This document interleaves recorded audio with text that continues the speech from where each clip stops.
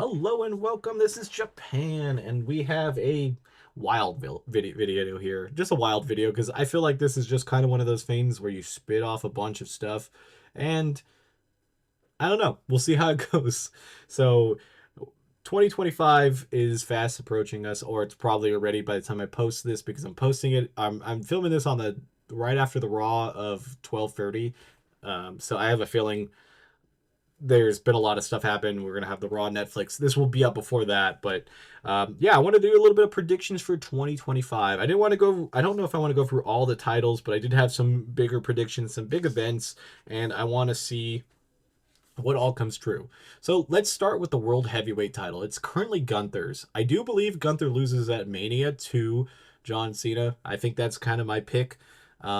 If they go with that route, and I think John Cena holds it the majority of the year until he gets defeated by Randy Orton. I think that would definitely do it. I could also see CM Punk sliding in there, being the person that defeats John Cena. I think it is worth giving Cena the record and holding that and going from there. I could also see them maybe giving him the IC title first so he gets a Grand Slam champion and then eventually picking up the World Heavyweight Championship a little bit down the line.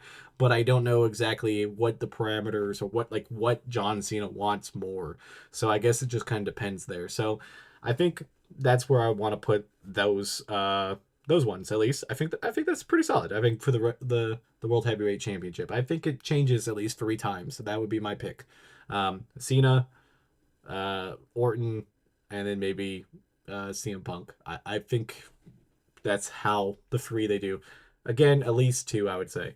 So we'll go with the WWE Championship. I'm gonna be kind of boring with this one. I don't think Cody loses it. I think if he has any chance to, it'll be around SummerSlam. I could see him losing it on Mania if they're going to give it to Orton there. So Orton would have more title reigns. He could have the WWE and then eventually the World Heavyweight title. But I do believe that's where I think he stays with it. That's my prediction is that Cody Rhodes stays champ for the rest of the all of 2025.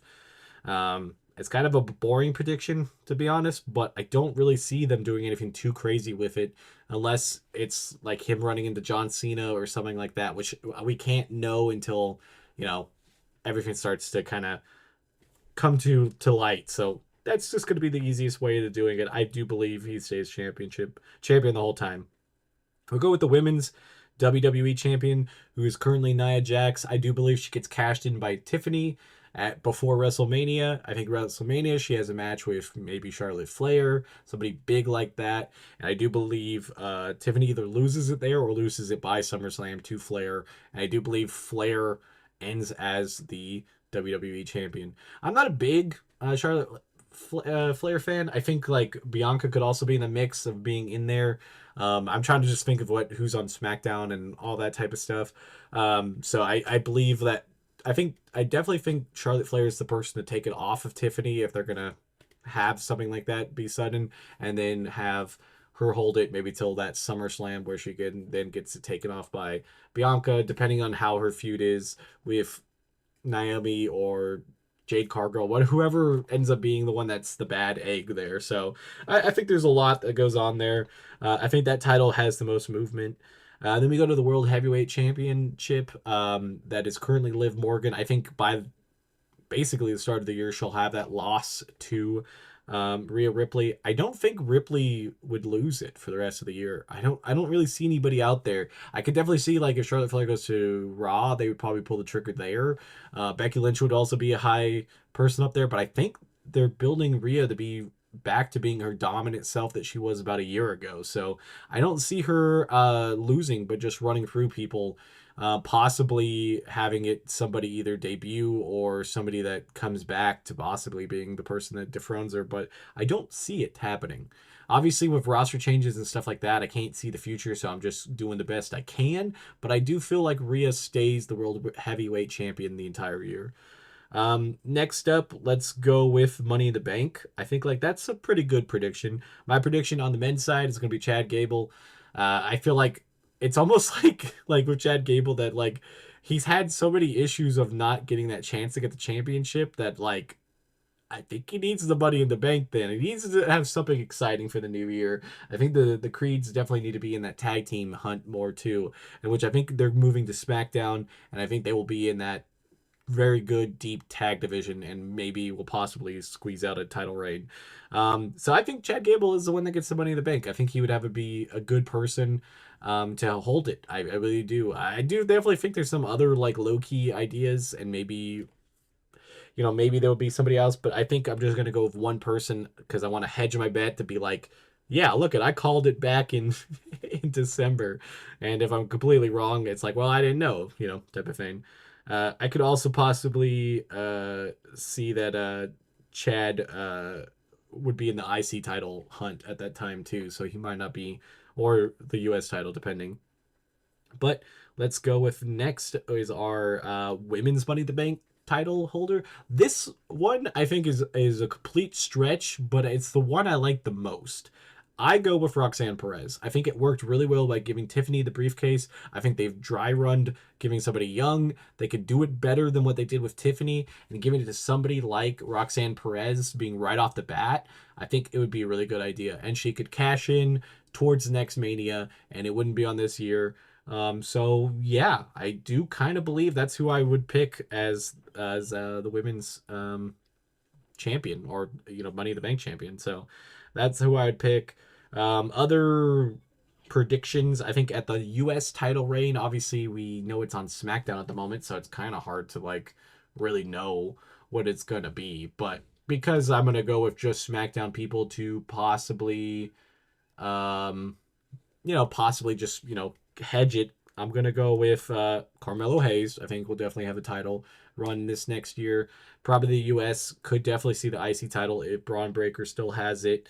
I do definitely think Sheamus does at some point get the IC title to finish his Grand Slam this. I think he is the one that takes it from Braun Breaker. And then from there, I think it's just kind of one of those um, wild things where it could go anywhere else from there. I'm guessing for the rest of that, for the U.S. title, I wouldn't be surprised if we see LA Knight get another reign. Um, I think he's kind of in there. He also could very well be the one that takes it off of Nakamura before WrestleMania.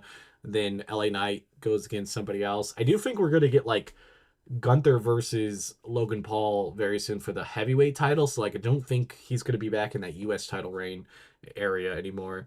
The IC title I do view is probably going to be the one that changes the most. I do think that, I definitely say Sheamus has a good shot.